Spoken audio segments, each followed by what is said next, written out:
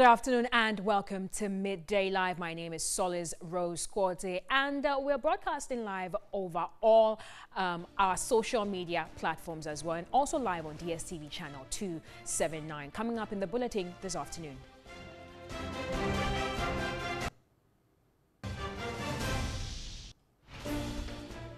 Now, Finance Ministry releases over 40 million cedis to settle arrears owed some teachers. Who will tell you more, and if NAGRAT will call off its strike. Scarcity of water hits Yendi Township, compelling residents to buy water at exorbitant prices.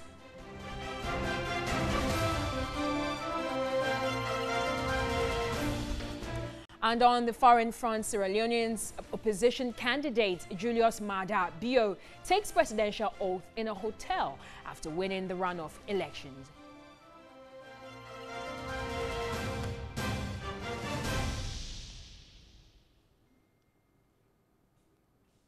Well, don't forget that you can always get interactive with us via various social media platforms, Twitter, Facebook, as well as Instagram. And let's do our first story. And the Ministry of Finance says it has released over 40 million cedis as supplementary voucher to settle arrears owed some teachers. Now, this comes shortly after the National Association of Graduate Teachers declared a strike over the outstanding arrears owed its members. A Deputy Minister of Education, Dr. Yao Edutrum, has been speaking to the media during a tour of some of the WASI centers in Accra.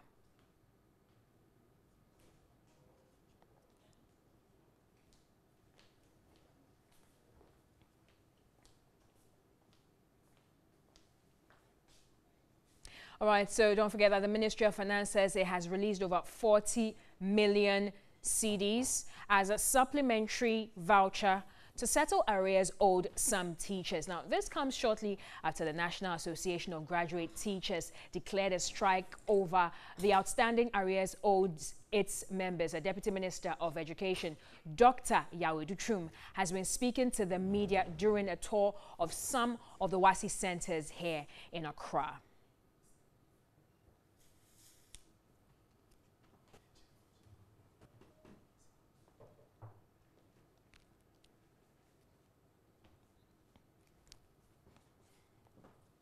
Well, we'll be giving you that particular SOT very shortly, but I've been joined in studio by our correspondent, and he's been on the ground with the Minister for Education whilst he goes round to inspect the WASI centers. Daniel Opoku, thank you very much for joining us in the studio. Right. Good afternoon. All right. So what else has the Minister been saying about this strike that has hit the country? Right. If you could recall, yesterday the leadership of NAGRAT threatened the nationwide strike with regard to some arrears owed their members nationwide. And from the perspective of the ministry, actually, one, they are not happy with the strike, and two, they feel disappointed, actually, because they signed an MOU with the leadership of the teachers that some monies were going to be released to them, and they gave them out to the end of 26th of March. Okay. But interestingly and unfortunately, they couldn't get the releases to them. The reason NAGRAT had to declare the strike. Currently, as I speak to you in what you just said, the Ministry of Finance has released over 40 million Ghana cedis to pay the arrears of teachers. 50 million Ghana cedis actually is involved in the arrears. So about 40 million has been released with some arrears left for the ministry. So we're looking at about 10 million cedis left. Exactly. Is this enough for NAGRAT to be able to call off the strike? That should be enough for NAGRAT to be able to call off a strike. Let's not forget that NAGRAT is not on strike. They have given up to the 16th of April for them to begin the strike. 16th. So that's somewhere next week. And the releases are supposed to hit their accounts early part of next week for them to be able to call off their strike. This is based on what the Minister of Finance is saying. So currently, I have cited a document where the Deputy Minister of Finance has directed controller to release the over 40 million Ghana cedis to the disgruntled members of NAGRAT. And again, hold that for a second. Let's take a listen to the Deputy Minister of Education, Dr. Yao Edutrum, who was speaking to the media during the tour of some of the WASI centers in Accra. We've agreed that we owe some teachers, not every teacher, all new teachers, some hired as late as 2012, we owe them some amount, and we're going to make sure that they are paid so that they also have the wherewithal and have the determination and the spirit to do the work. Because I don't understand why you hire somebody and you don't pay them. If you happen to be a teacher at Achimota and you've worked so hard with your students and know that you want them to do well, it's not easy to just tell him that forget about those kids that you've worked and you've bonded with, abandon them and allow them to sink or swim without you invigilating. Teachers are responsible, they are doing the right things, they are in the classrooms, they are invigilating, but we at the Ministry of Education, Ministry of Finance are also doing our bit and making sure that this obligation that has been outstanding for 6 years, this is not something that happened yesterday. These salaries arrears has been due to teachers for 6 years. 2012, 2013, they were hired, they were never mechanized, they went about their work and they were not paid. We think it's unfair to treat teachers that way. That is why, after assuming office, my minister, Dr. Matthew Opoku-Prempeh, took on the responsibility to meet with NAGRAT and said, we're going to do the right thing. They went through validation, everything has been concluded. It has been established that some teachers are due some amount of salaries. We are working with the Ministry of Finance. Monies have been released as I speak with you. But of course, it's a system. We cannot just write a check at the Ministry of Education and give it to every teacher. If we're allowed to do that, I'll do it, so that teachers will be happy, but we can't do that.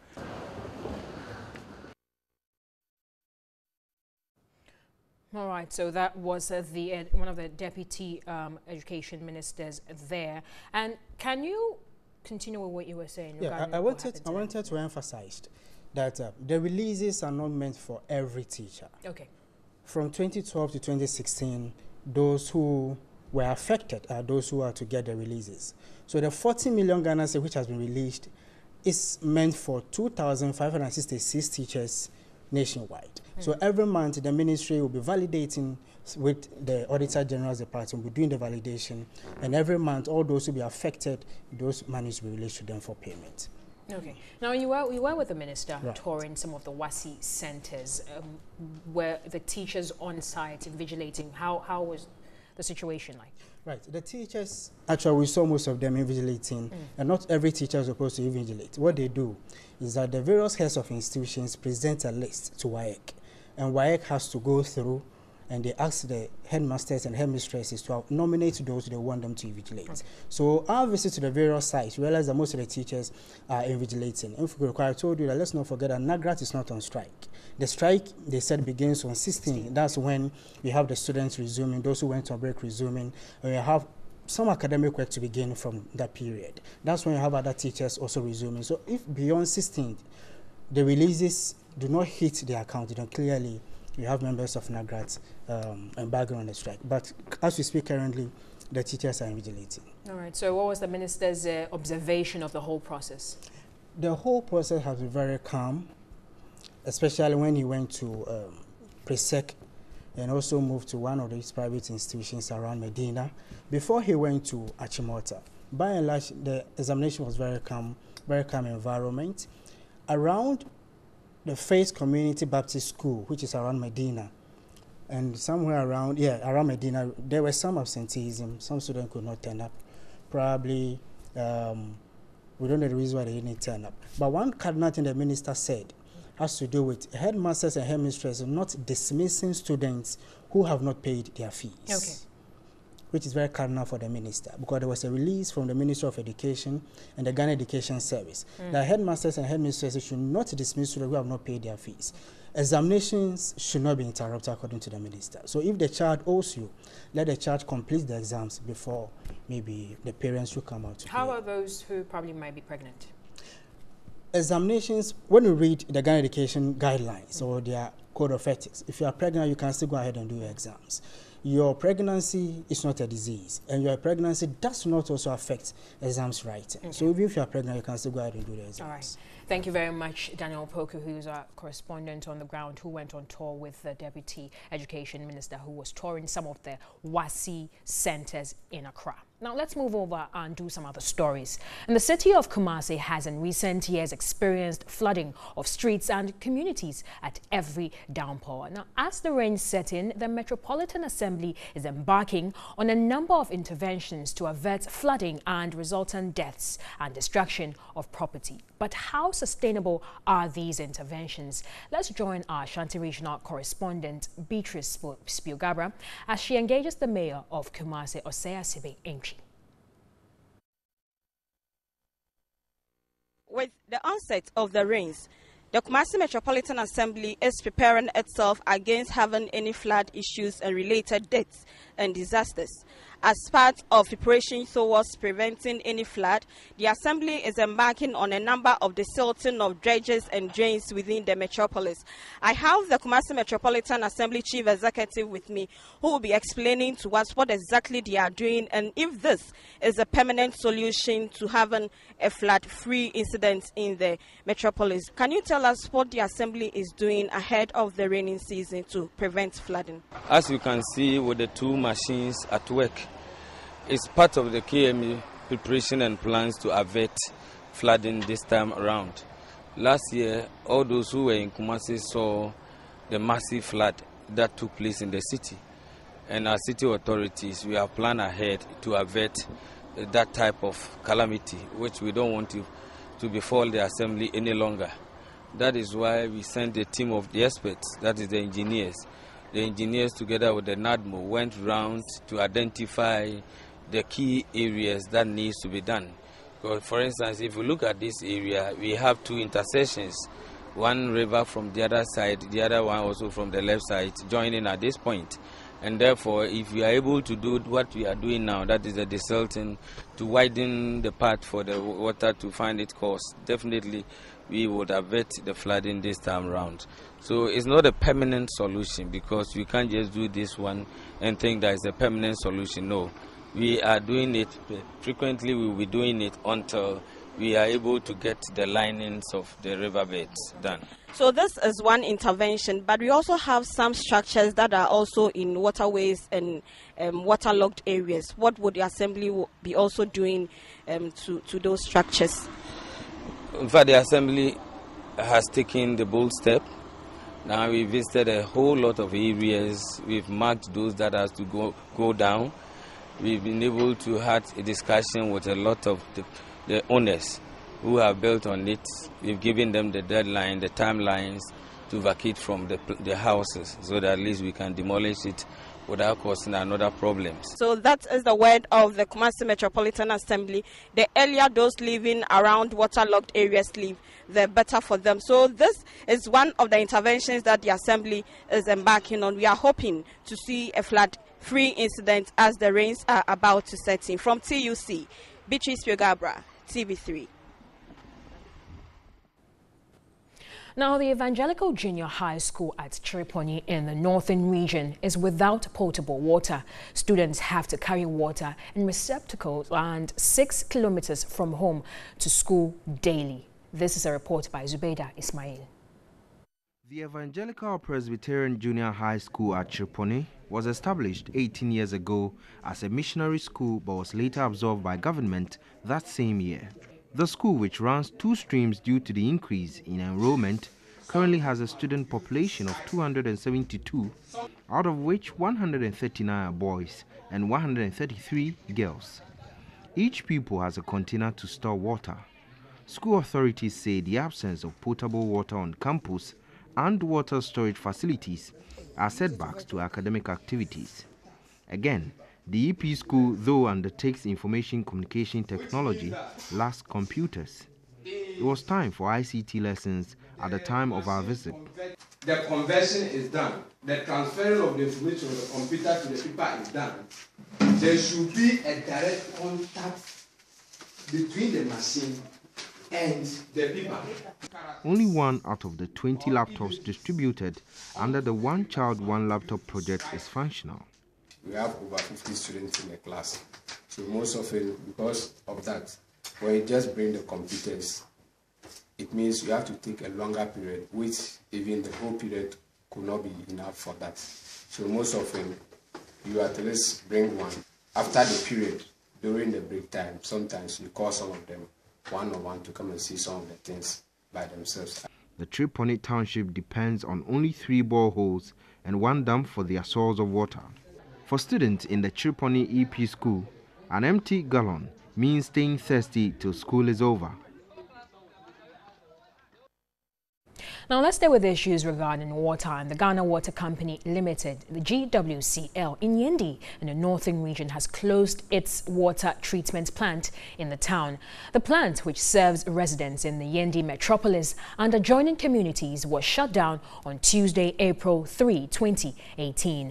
The shutdown follows the low level of the Dakar River, where raw water is taken for the production of drinking water for thousands of residents. The situation has compelled the residents to buy water at higher prices from private companies.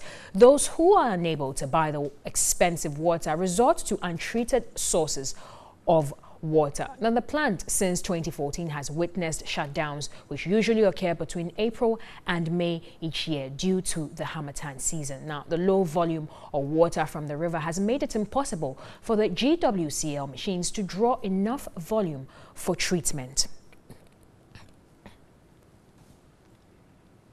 Well, I've been joined in the studio by the communications manager of the Ghana Water Company, Stanley Mate. Good afternoon, sir. Many thanks for joining us on Midday Live. Yeah, thanks for having me. All right.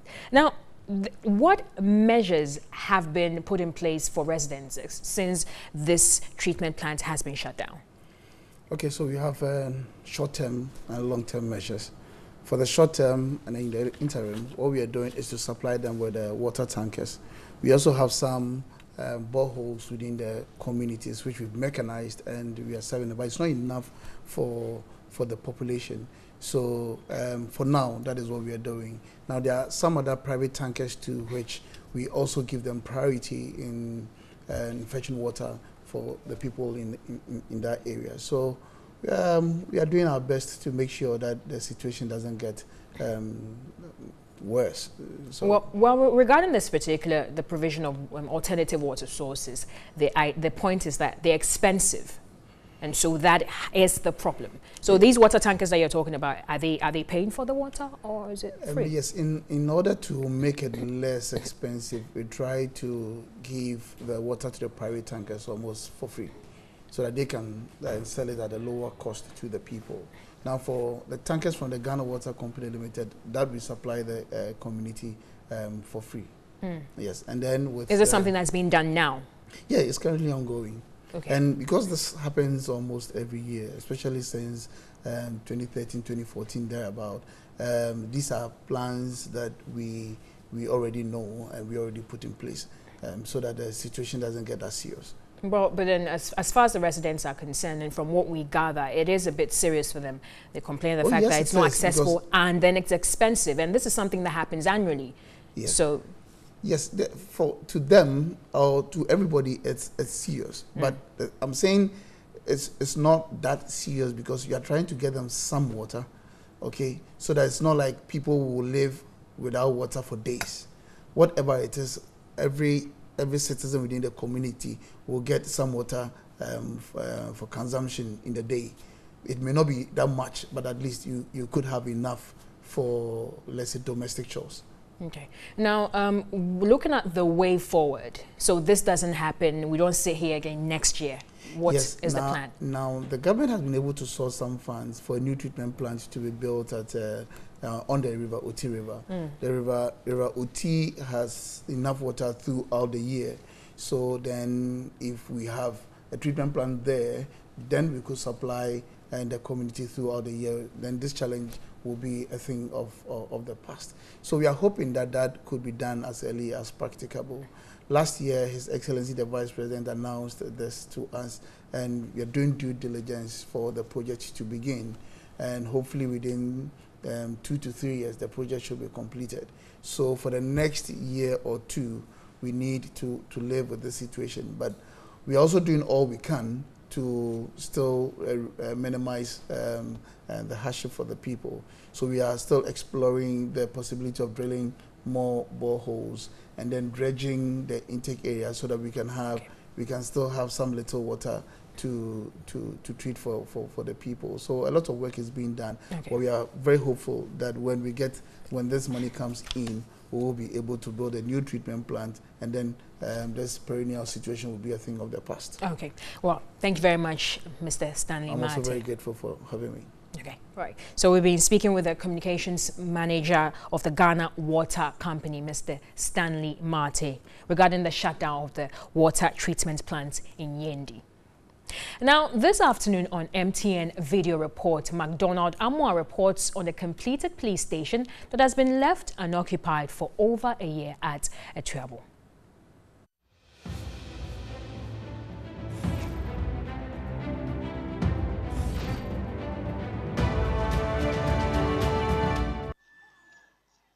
Yeah, this is the Etuabo police station in Eastern Izma Elembele district of the Western region. This police station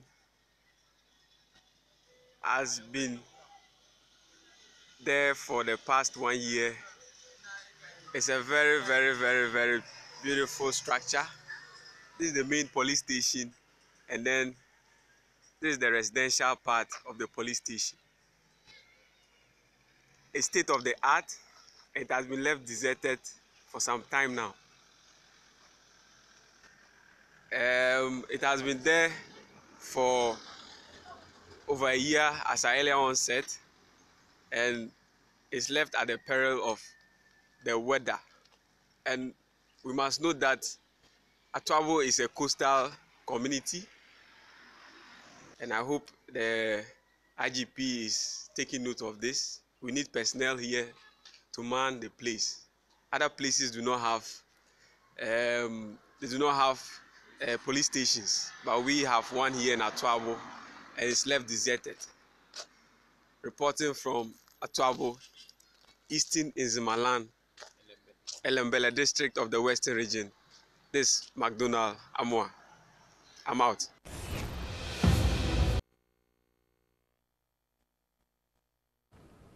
Welcome back to Midday Live. It's now time for us to find out what's happening in the world of business.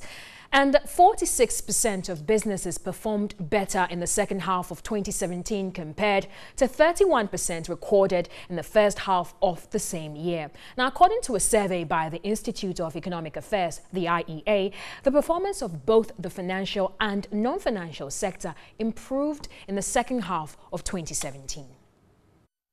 71% of businesses surveyed by the IEA in the financial sector performed better in the second half compared to 58% recorded in the first half of the same year. In an overall business environment, 51% of businesses indicated that the business environment improved in the second half of 2017 compared to 44.95 recorded in the first half.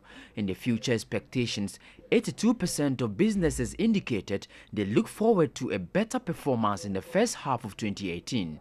Also, 83% of businesses interviewed were optimistic that the business environment will improve in the first half of 2018.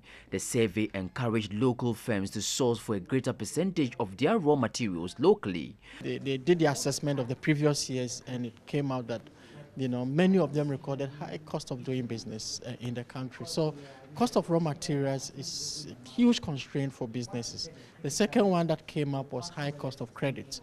Lending rate is very high for many businesses. They cannot borrow to expand. Senior Adjunct Fellow at the IEA, Dr. Eric Oseasibi, indicated government needs to make deliberate efforts to end the influx of fake products into the country. For example, in the textile industry, many of them complain that their businesses are collapsing because of the dumping of these fake textiles. In fact, many of them are smuggled in without even government having the opportunity to tax them.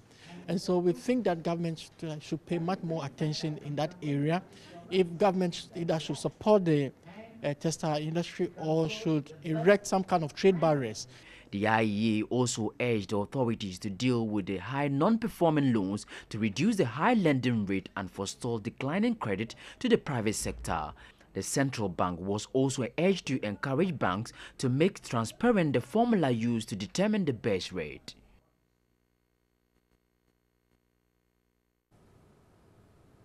All right, so let's still do some more business stories. And the central bank is warning the general public that WiseLink Microfinance is not licensed to take deposits. A statement released by the Bank of Ghana stated that WiseLink Microfinance Limited was operating with the forged Bank of Ghana license number 000267, purported to have been issued on 30th October 2013. Now, there's more in the following news desk report.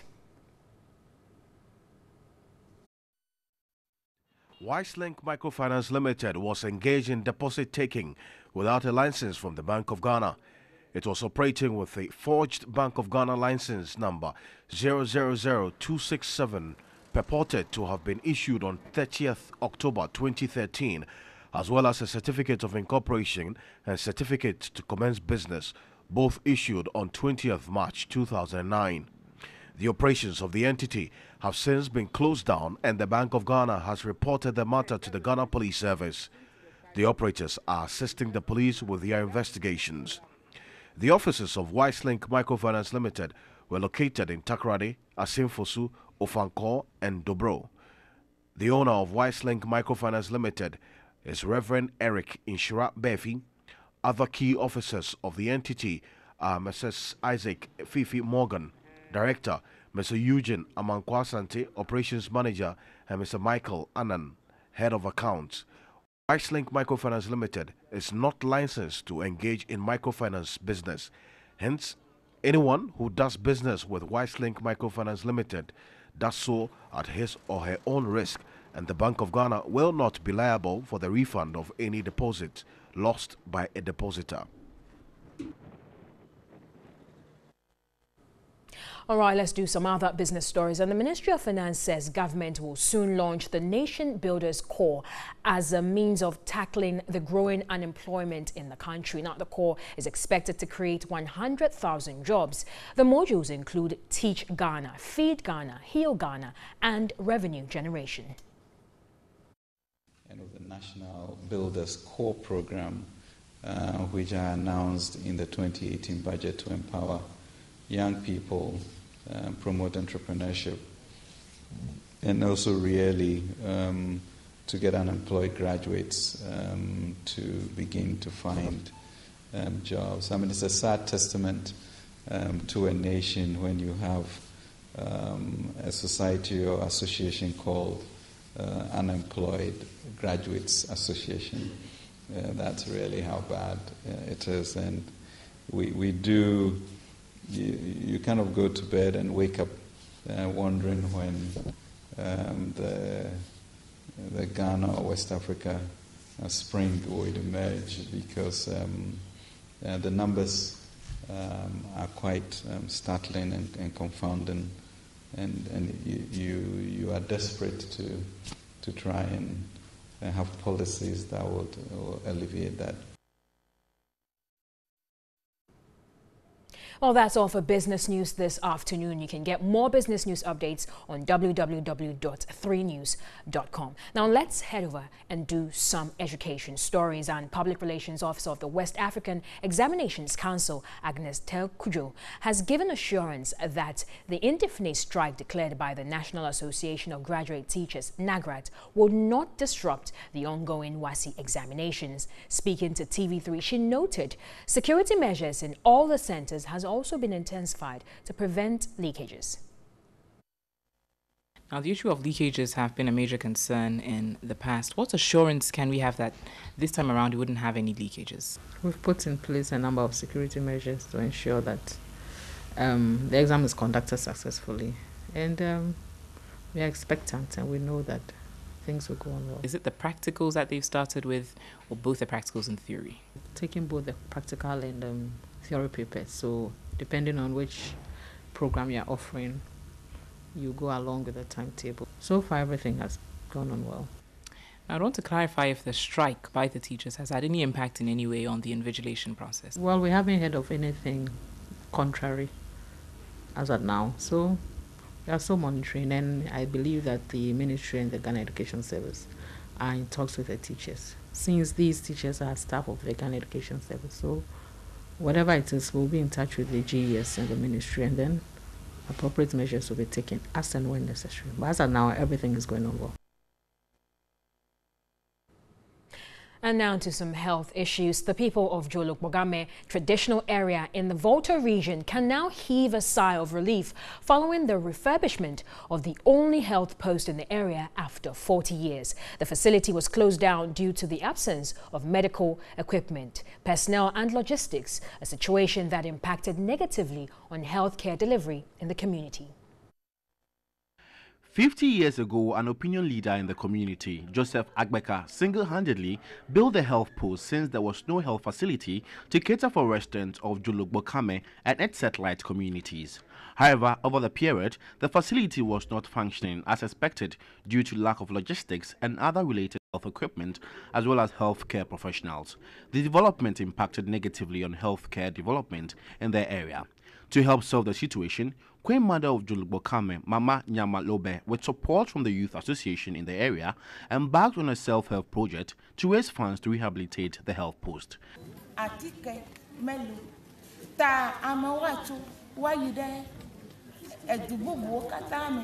We need help with drugs, so we are appealing to the government to come to our aid.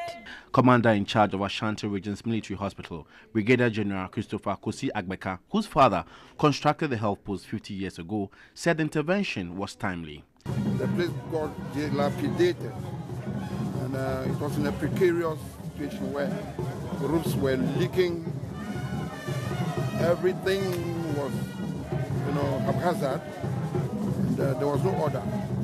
Naturally, people didn't want to attend clinics here, and they had to seek medical care elsewhere.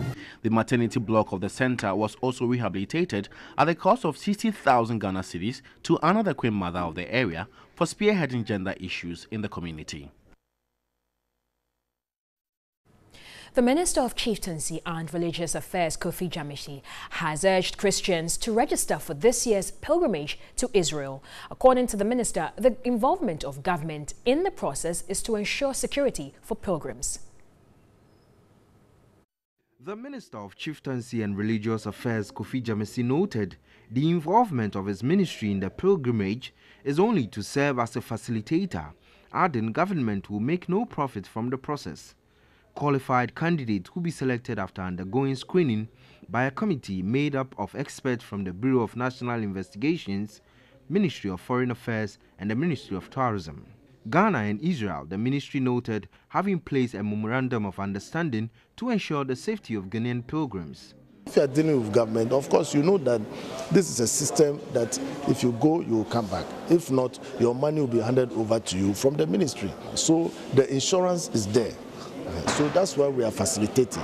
For persons who will be granted visas, arrangement will be made to ensure they do not encounter challenges with accommodation and transportation. The Ministry of Chieftaincy and Religious Affairs has meanwhile partnered a local bank for all collections related to the pilgrimage. All unqualified applicants will receive a refund of their money. For more news updates, don't forget to visit www.3news.com. We'll be right back with more details after this. Stay with us.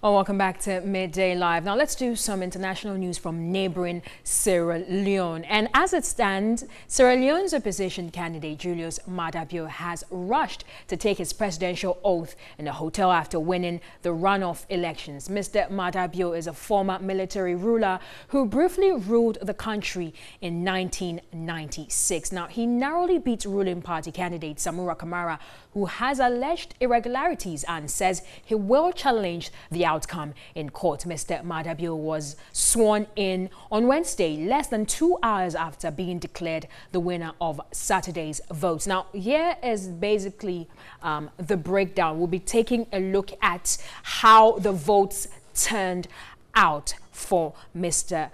Maada Bio.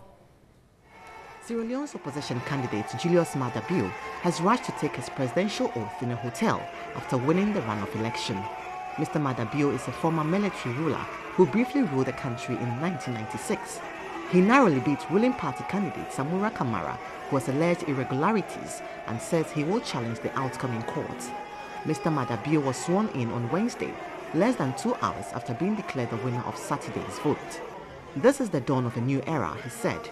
The people of this great nation have voted to take a new direction. The people of this great nation have voted for change in a new direction. The people of Sierra Leone for coming out in large numbers in the first and second round of elections to vote for peace, security, stability, development, and above all, change. Mr. Madabio, leader of the Sierra Leone People's Party, SLPP, won just under 52% of the vote.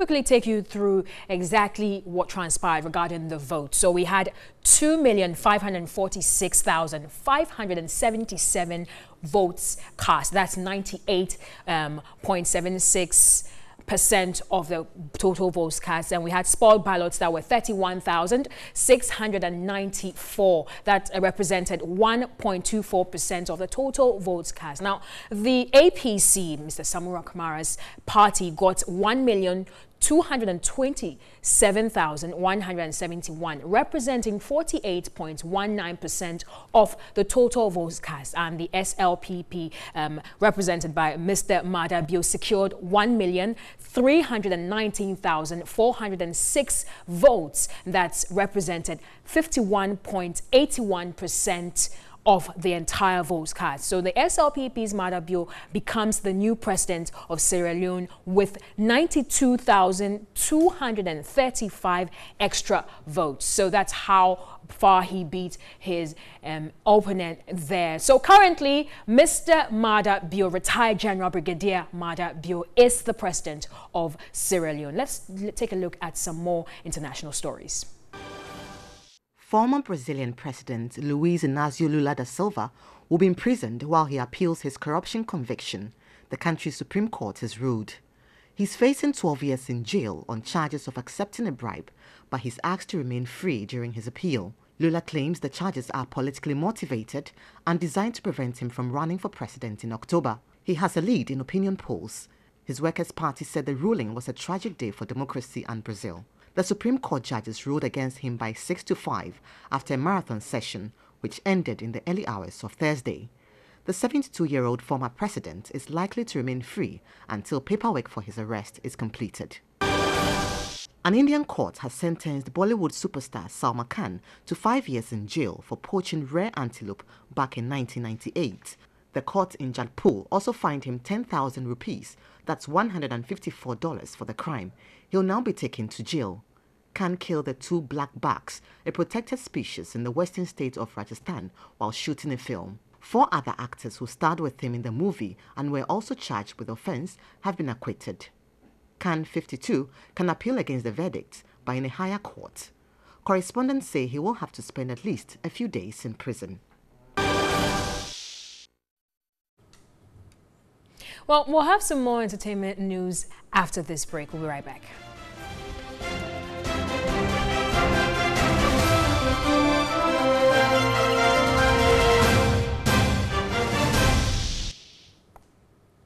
Welcome back, and in entertainment news this afternoon, TV3's reality show Talented Kids continues to enthrall fans with amazing performances. Now, this afternoon, we're going to feature a flashback of 2 rap artists, Samuel Owusu and Hakeem Issa. Watch this.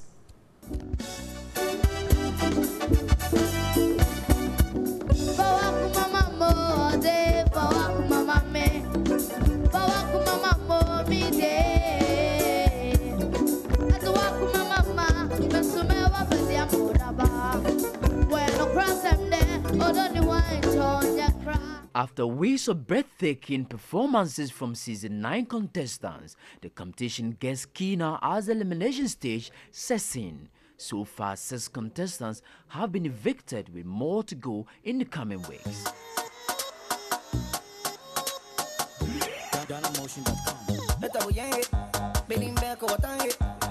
Samuel Owusu and Hakini Issa are two of the contestants whose performances in the previous weeks have wooed audiences.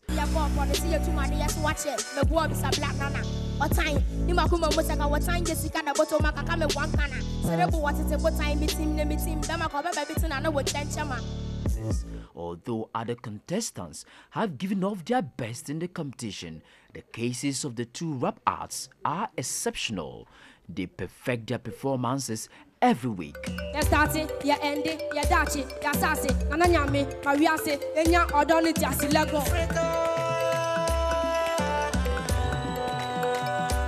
But who makes it to the grand finale as they battle each other for the ultimate prize? Keep watching TV3 for more updates. Talented kids, free to play.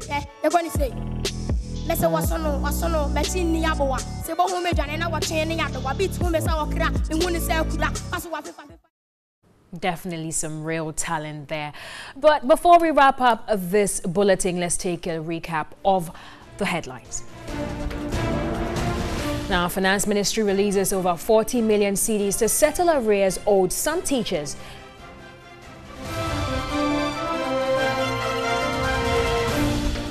And scarcity of water hit Yendi Township, compelling residents to buy water at exorbitant prices.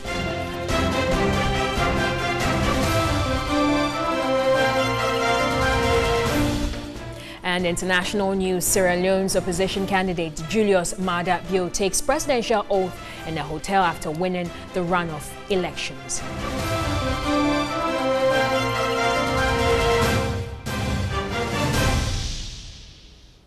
Well, that's all for Midday Live this afternoon. I am Solace Rose Quarter. We've been live on DSTV channel 279 and also streaming worldwide via the internet, 3news.com, and also Facebook. We've also been interactive on Twitter and Instagram. Many thanks for joining us. Tune in and stay tuned to TV3. Good afternoon.